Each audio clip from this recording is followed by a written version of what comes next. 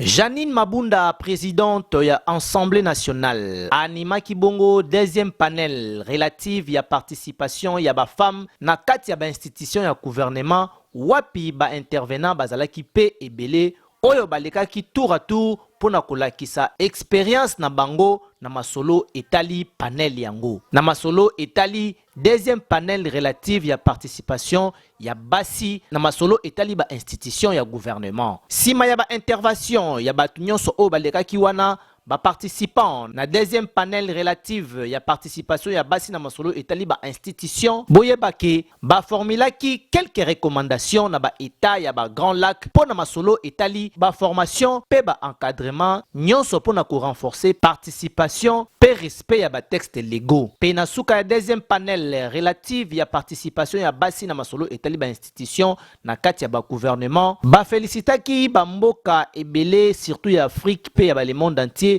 oyo déjà 50% ya ba représentativité ya ba femme ba koti déjà na masolo etali ba institution ya ba mboka na bango. Parité eza koya malembe entre mobali pe na mwasi. Parité yango pe ezala na bisika nyonso kaka na ba birote na makambo misusu pe.